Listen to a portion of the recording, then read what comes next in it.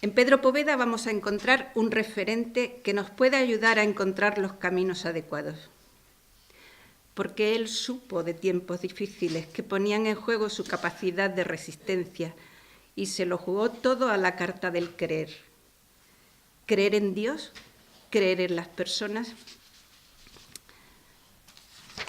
y creer en la capacidad de regeneración de estas personas y sacar fuerzas para crear, para abrir caminos nuevos en la sociedad civil y en la Iglesia. No voy a enunciar los hitos de su biografía, pero sí quiero aclarar previamente algunos datos biográficos de su contexto que nos ayuden a enmarcar el contenido de esta charla.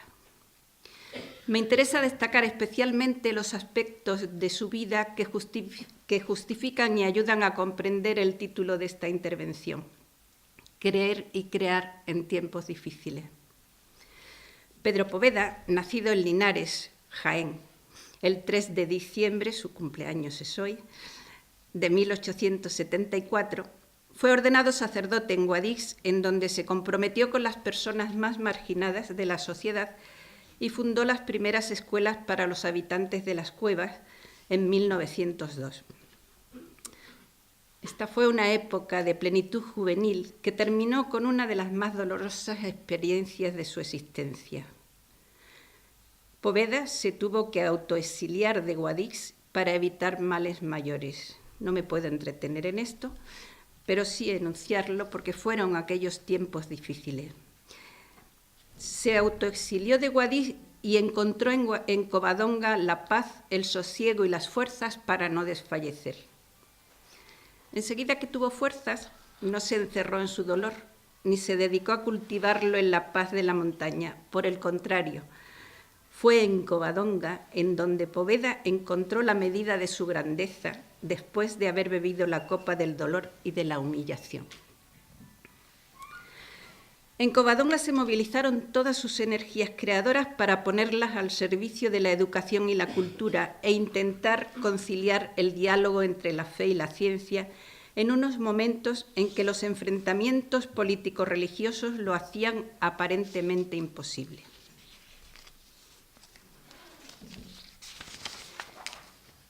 En 1911 fundó las primeras academias de Gijón y Oviedo, iniciando un movimiento de renovación pedagógica que cristalizó en la fundación de la institución teresiana, asociación laical de la Iglesia que tiene como objetivo la promoción humana mediante la educación y la cultura en entidades públicas y privadas.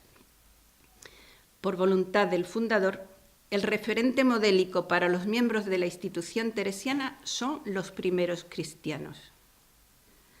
Pero vamos a detenernos aquí por ahora y a no seguir con el recorrido vital de Pedro Poveda cronológico, y lo vamos a detener para aproximarnos a su figura e interrogarnos por sus motivaciones.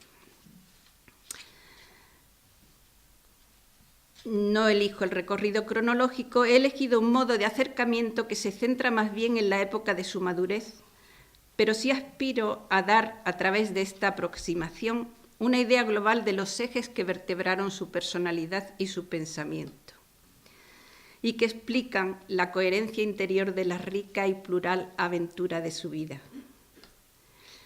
Voy a intentar ofrecer una interpretación de la persona y la obra de Pedro Poveda iluminada por dos referentes contextuales, la del momento histórico que le tocó vivir y la del contexto de la primitiva cristiandad, que fue referente predilecto en sus búsquedas e incertidumbres.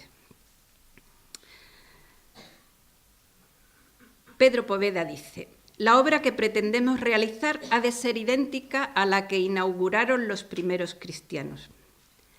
La frase así formulada la acuñó Pedro Poveda en 1920, pero la referencia a los primeros cristianos es recurrencia predilecta en él desde mucho tiempo atrás.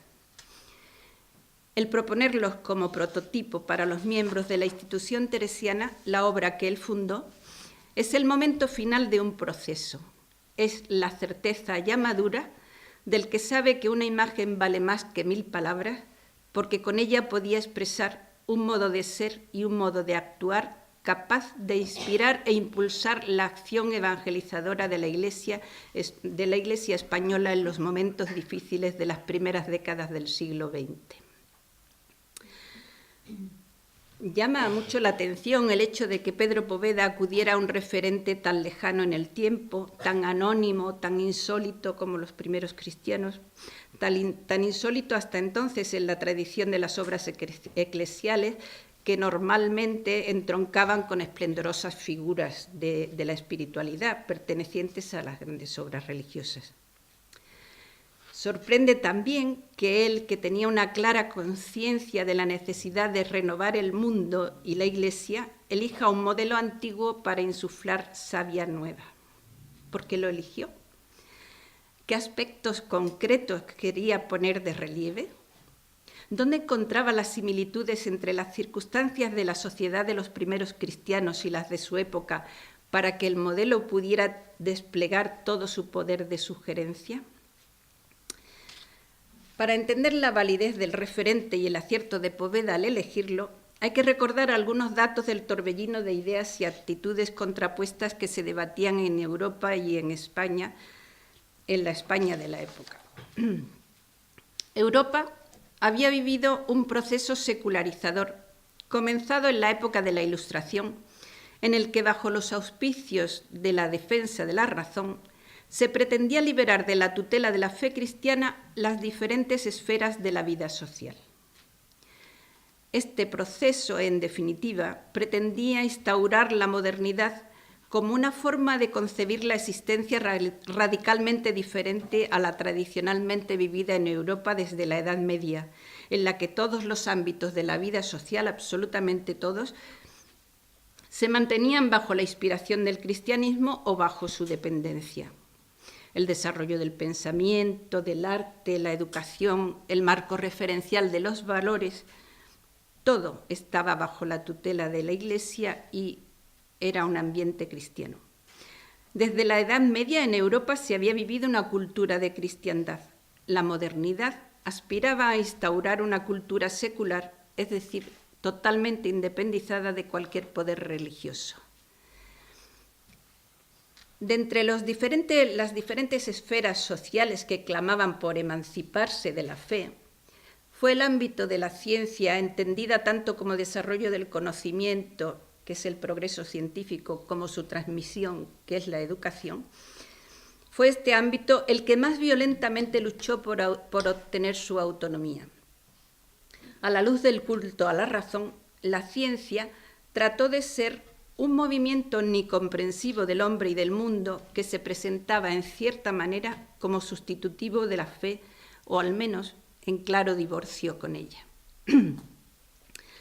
La Iglesia jerárquica tomó partido considerando una amenaza para la fe el desarrollo de la nueva concepción del mundo, y en este humus, en este trasfondo, fueron emanando diferentes declaraciones pontificias que a partir de 1864, fecha de la publicación del documento Syllabus de Pío IX, ahondaron progresivamente el abismo surgido entre Iglesia y mundo moderno. Aunque la modernidad generó en todas las sociedades occidentales un clima de antagonismos especialmente exacerbados, esa atmósfera fue superada con mayor dificultad en España que en el resto de Europa. Normalmente somos únicos. Los secularizadores españoles, vamos a llamar secularizadores a los que pretendían que la Iglesia abandonara privilegios y que la sociedad civil tuviera autonomía. Los secularizadores españoles, entre los que había un buen número de intelectuales, se sentían representantes del progreso, de la libertad, de la ciencia, abanderados de la neutralidad religiosa como una única forma posible de desarrollar las potencialidades del ser humano. La Iglesia española se radicalizó mayoritariamente en una postura de resistencia a ultranza ante el hecho de la secularización y se erigió en la defensora del orden establecido, reivindicando la defensa de la ortodoxia como máximo signo de su identidad. En España en las primeras décadas del siglo XX, el debate secularizador se centró especialmente en el ámbito de la educación. El proceso secularizador de la enseñanza se vivió como un continuo forcejeo entre las fuerzas secularizadoras, políticos y gobiernos liberales, grupos y partidos políticos de izquierdas, reformadores laicos y pensadores o pedagogos afines a la institución libre de enseñanza, entre estos y los representantes del pensamiento católico, la jerarquía, los organismos sociales y políticos conservadores, polemistas y pedagogos católicos. Los primeros, los secularizadores, querían poner en evidencia que la soberanía social había pasado de la Iglesia al poder civil. Los segundos, o no aceptaban en absoluto esta exigencia de la modernidad, o no admitían los pasos ni el ritmo del proceso secularizador. Pues bien, nos estamos olvidando de nuestro protagonista. En unos momentos tan delicados, Poveda, sacerdote, en una etapa tan exacerbadamente anticlerical, tiene la lucidez de distanciarse de los acontecimientos para poder pensar con libertad, para no alinearse de antemano acríticamente con el bando al que se suponía pertenecía, el bando entre comillas. En el centro de sus preocupaciones está la preocupación por la educación como forma privilegiada de incidir en la evolución del individuo y de la sociedad. Esta preocupación se le había despertado tempranamente en sus años de Guadix, donde al fundar las escuelas del Sagrado Corazón fue uno de los pioneros en abrir caminos a la educación de las clases populares. Pero más tarde, desde Covadonga, donde se refugió en esa época tan dolorosa, desde Covadonga, Poveda observa el panorama nacional.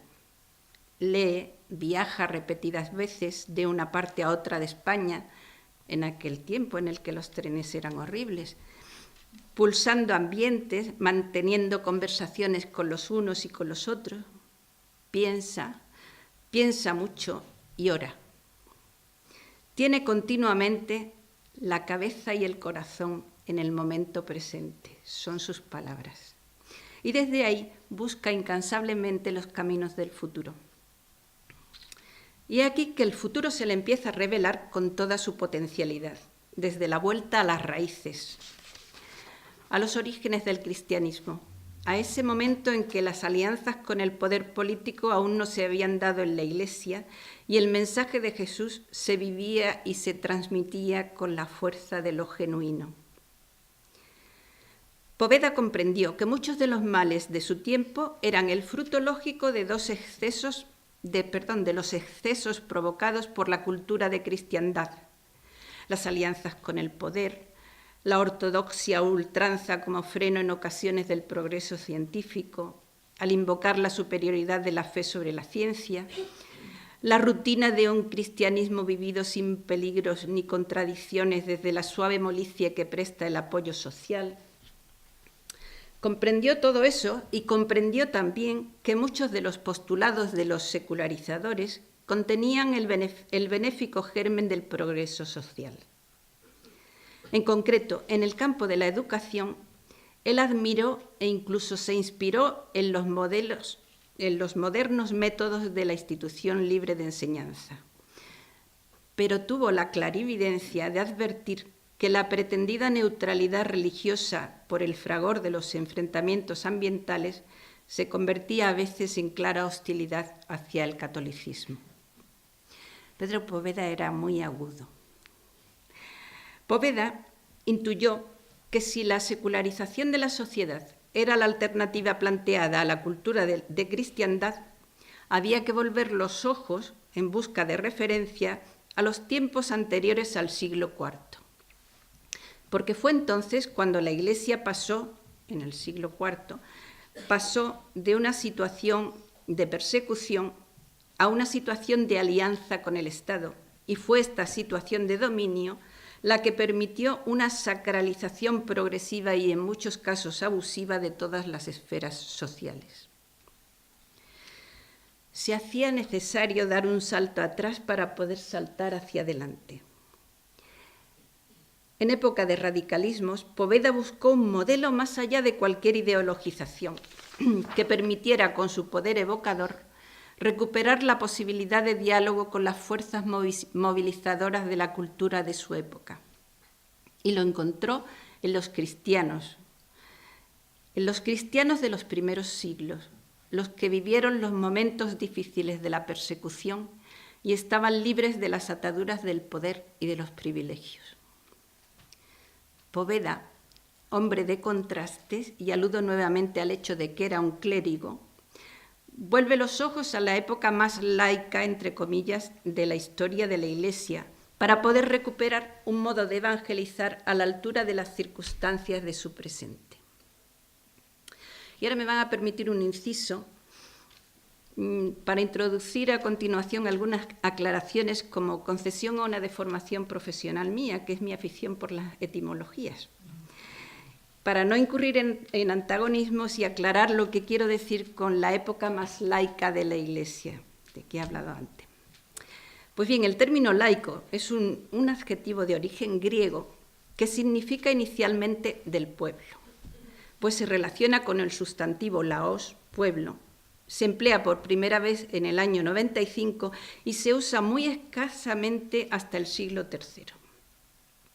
La escasez de su uso en la Iglesia primitiva, más concretamente en la Iglesia de las persecuciones, se explica porque la distinción entre clero y pueblo, desde el punto de vista de la evangelización, era simplemente funcional.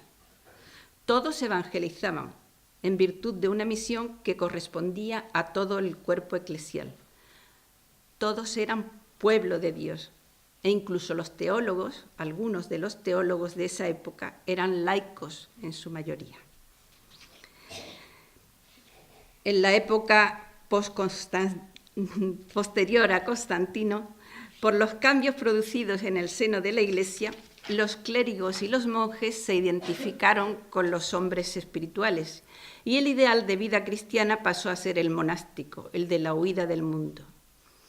El término laico adquiere a partir de entonces, desde el punto de vista teológico, las connotaciones de hombre carnal, terreno, inculto, por supuesto, incapaz de asumir cualquier responsabilidad evangelizadora.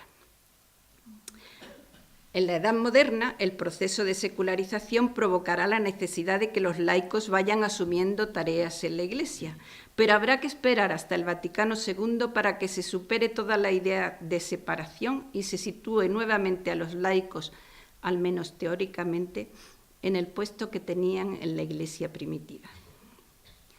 Cierro el paréntesis, pero creo que es bueno para aclarar de qué estamos hablando. Es que la etimología es una ciencia muy clarificadora. Pues bien, sigo. Las luces y las sombras que le aportaba el contexto de su momento histórico a Pedro Poveda, unidas a la inspiración que le suscitaba el referente de los primeros cristianos, van a ayudar a Pedro Poveda a diseñar su propuesta evangelizadora. Una propuesta para tiempos difíciles y que lleva como germen la vocación de diálogo.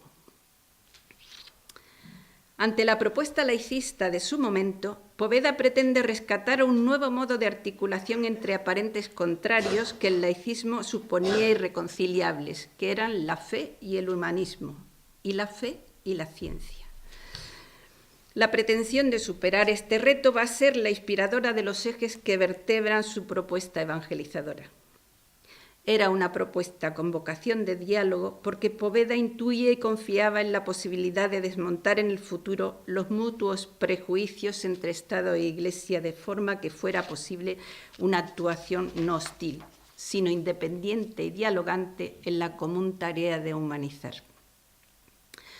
Ante la propia Iglesia, Poveda pretendía verificar desde los hechos que era posible despertar la potencia evangelizadora de unas fuerzas secularmente olvidadas, la de los laicos. La intuición de que a través de los laicos se podía comenzar a tender un puente entre la Iglesia y la sociedad de su tiempo suponía comenzar a roturar un camino que solo será transitado con naturalidad, al menos teóricamente, pasados más de 50 años desde que él lo ideó. Iluminado por los datos contextuales que acabamos de describir, Pedro Poveda va a diseñar los ejes fundamentales de su propuesta evangelizadora con una doble pretensión: rescatar la vinculación entre fe y humanismo y rescatar la vinculación entre fe y ciencia. Estos son los ejes vertebradores de la propuesta de Pedro Poveda, que originó el nacimiento de la institución teresiana.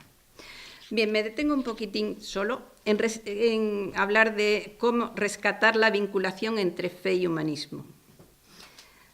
Pedro Poveda propone para esto la encarnación de Cristo como horizonte de sentido. La síntesis de humanidad y trascendencia que observa Pedro Poveda en la persona de Cristo le parece el modelo más adecuado para rescatar la vinculación entre fe y humanismo. El eje de la espiritualidad que Poveda propone a la institución teresiana es la encarnación de Cristo. Sus palabras al respecto son, como siempre, concisas pero muy claras. Refiriéndose previamente a la persona de Cristo, dice: lo humano, perfeccionado y divinizado porque fue henchido de Dios.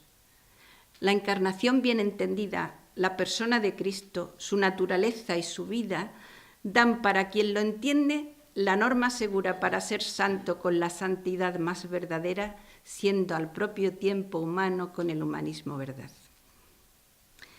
En el trasfondo de estas palabras, a mí me resultan de una gran belleza, en el trasfondo de estas palabras alienta la convicción de que la propuesta de la transformación del mundo en sentido más humano y más justo era posible desde la fe y no renunciando a ella. Poveda, con sus palabras, hace evidentemente una propuesta alternativa al tipo de humanismo diseñado por el laicismo de la época, que aspiraba exclusivamente a un ideal ético como meta de realización humana, despojado de cualquier asomo de trascendencia. Pero también es la suya una propuesta alternativa a determinadas formas intraeclesiales de vivir el cristianismo. Se trata de una superación de modelos de espiritualidad que, por sospecha de los humanismos, se adhieren a formas de vida escapistas de las realidades humanas. Esto no lo quería Pedro Poveda. Poveda no elude la realidad, por el contrario. Él oferta un modelo de fe viva centrada en Cristo y actuando en medio del mundo con capacidad transformadora. En el fondo, pretende una vuelta a los orígenes del cristianismo, a la referencia de aquellos primeros hombres y mujeres cuyo centro vital lo ocupaba la persona de Cristo, vivida como la más fuerte experiencia, y su mensaje como la mejor noticia para la sociedad de su tiempo.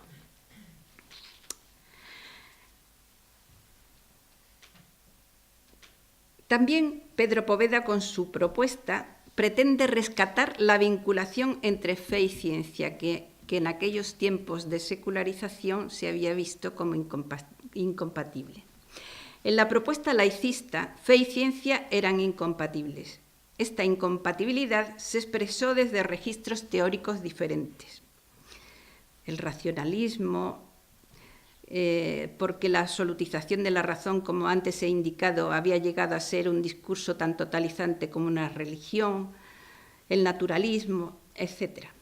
Poveda tiene claro que su postura no es la de la apologética de las palabras, sino la de la incansable lucha por animar a los creyentes a que confirmen con sus vidas que empatizan con la ciencia, se comprometen con sus avances, se comprometen activamente de parte del progreso. Esta idea fundamental en la concepción de su obra le lleva a hablar de la ciencia y el estudio como armas fundamentales en el desempeño de la misión que propone.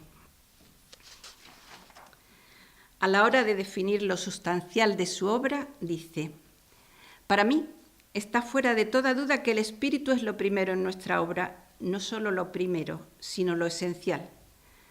Pero con el espíritu pongo yo la ciencia y considero que espíritu y ciencia es la forma sustancial de la institución teresiana, es decir, aquello por lo que es y no otra cosa diferente. Y también para este aspecto de su mensaje, Poveda tiene como referente a los primeros cristianos. Quizás esto no les suene demasiado, pero ellos se enfrentaron como primer reto de su evangelización a la necesidad de encontrar la forma de establecer el diálogo entre fe y ciencia.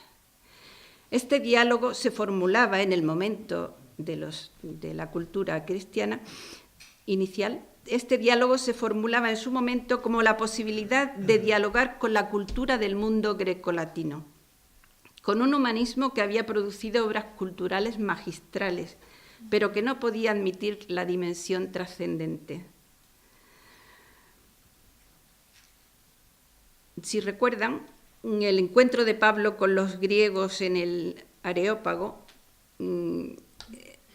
es muy, muy elocuente de la actitud que mantenían frente a la fe los científicos, entre comillas, de la sociedad grecolatina. Ante la necesidad de entablar el diálogo y la necesidad de hacerse comprender, algunos cristianos dieron el testimonio del martirio para mostrar la credibilidad de su fe, y otros la defendieron profundizando en el diálogo cultural y consiguieron verter en los moldes de la cultura grecolatina la inspiración cristiana que está en las raíces de la cultura europea. Pedro Poveda nos oferta ese referente de los primeros cristianos y elige el comentario que hace San Pedro en su primera carta para hablarnos de la síntesis entre fe y ciencia que se proponía ya en los orígenes del cristianismo. Se trata de un texto programático para la institución teresiana que comienza con la exhortación: juntad a vuestra fe virtud y a la virtud ciencia. No sé si ustedes se han extrañado alguna vez de que San Pedro dijera esto. Pues sí, es que había un debate muy claro entre la cultura, entre comillas, cristiana y la cultura clásica grecolatina.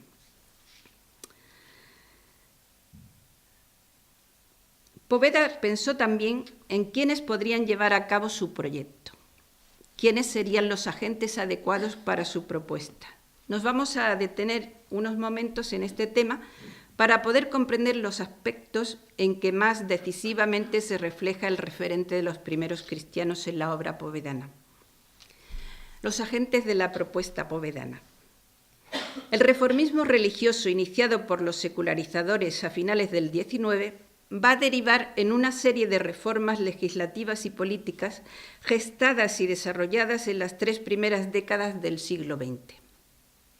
Estas reformas van a minimizar o impedir la actuación de los religiosos en el ámbito educativo. Poveda observa atentamente el desarrollo de los acontecimientos y se esfuerza por descubrir un nuevo camino que favorezca el realismo y la conciliación.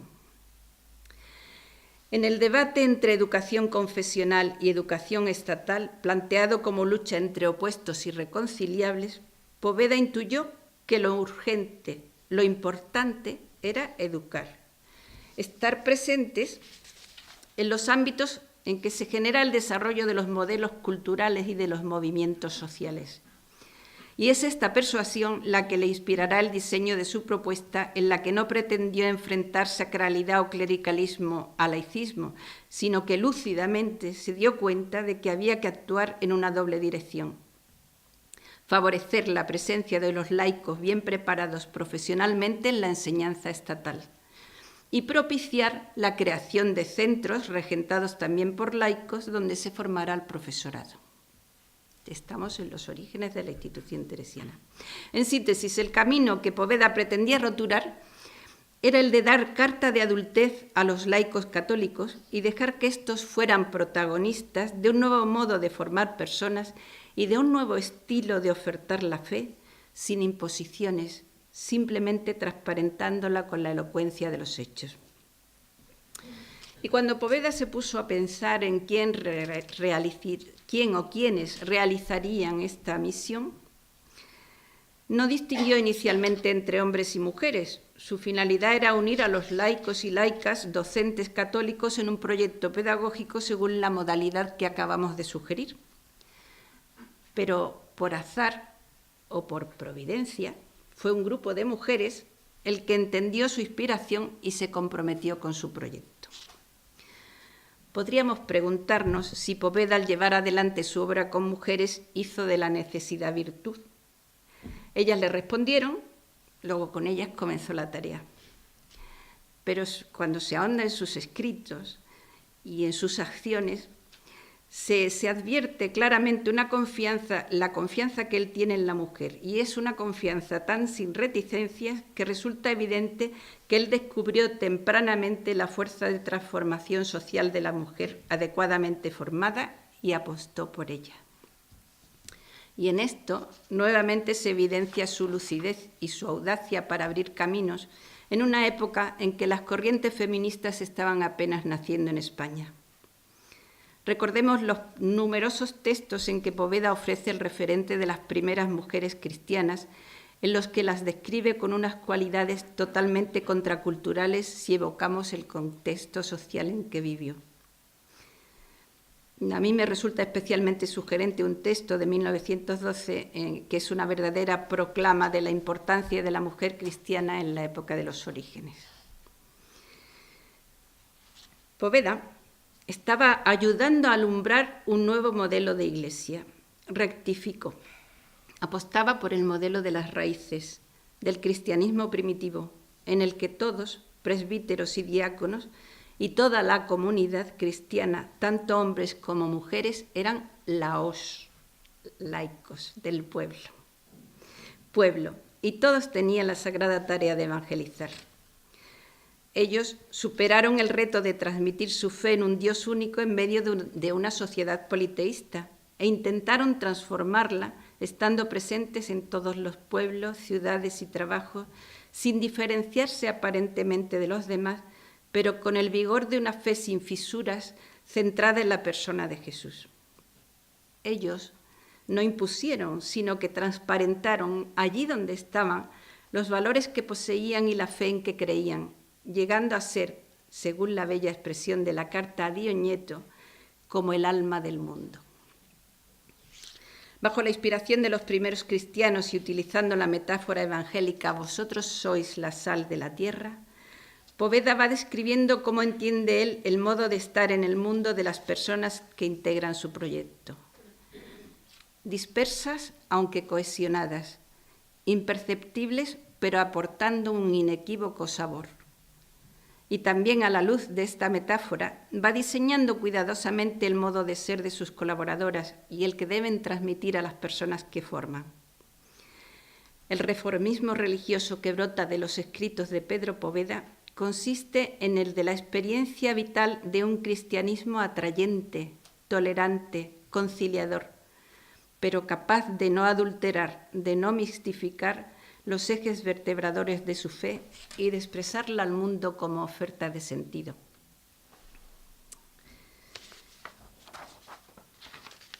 El referente de los primeros cristianos, bella herencia povedana, sigue teniendo sentido en nuestra sociedad politeísta, en cierto sentido, porque está llena de muchos ídolos.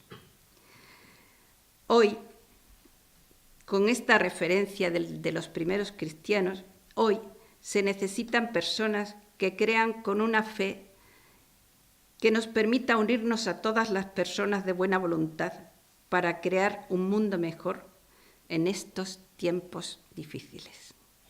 Muchas gracias por su atención.